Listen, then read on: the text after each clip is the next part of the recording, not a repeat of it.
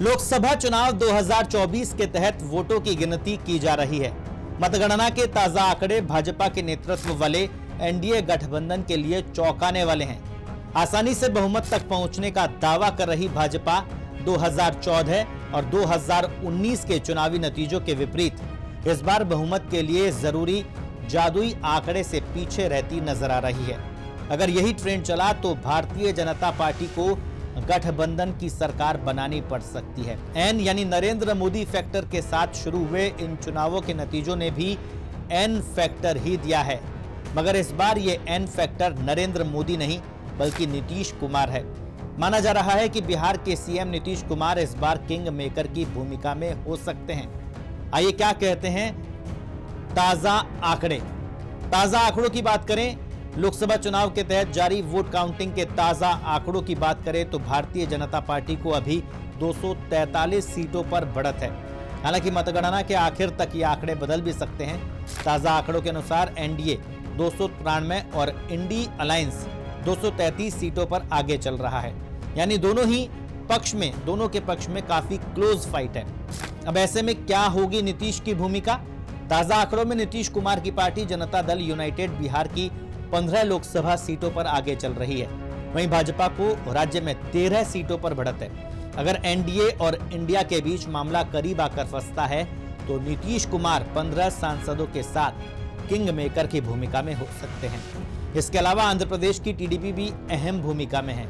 NDA की सहयोगी TDP को आंध्र में 16 सीटें मिलती नजर आ रही है। अब एनडीए को मिल रही 293 में से इन दोनों की पार्टियों को मिल रही 31 सीटें घटा दें तो सत्ताधारी गठबंधन की टैली 262 सीट पर आ सकती है। ये आ गई जो बहुमत के लिए जरूरी 272 के जादुई आंकड़े से 10 सीट कम है।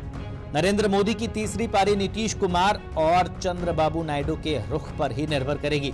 मौके की नजाकत को भांपते हुए सत्ताधारी एनडीए के साथ ही विपक्षी इंडिया ब्लॉक भी एक्टिव मोड में आ गया। सूत्रों के हवाले से खबर आई है कि विभिन्न दलों के नेता बिहार के मुख्यमंत्री नीतीश कुमार से संपर्क साधने की कोशिश में लगे हैं।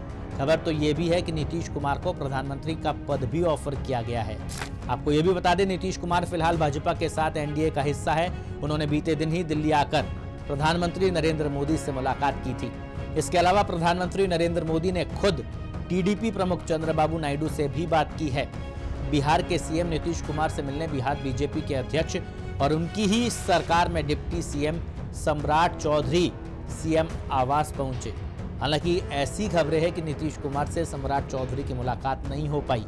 अब सम्राट चौधरी से नीतीश की मुलाकात नहीं हो पाने के बाद अटकलों का बाजार गर्मा गया है।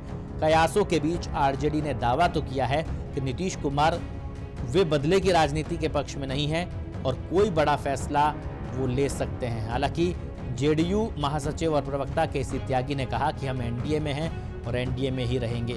लेकिन जैसे जैसे नतीजे सामने आते हैं और पूरी तस्वीर साफ होती है, उसके बाद ही ये तय होगा कि इस चुनाव में नरेंद्र मोदी के जो सहयोगी, एनडीए के जो सहयोगी है नीतीश कुमार और चंद्रबाबू नायडू की पार्टी, वो नरेंद्र मोदी के पक्ष में कितना रहते हैं। क्या नीतीश कुमार कोई बड़ी डील कर सकते हैं, ये भी देखना दिलचस्प होगा।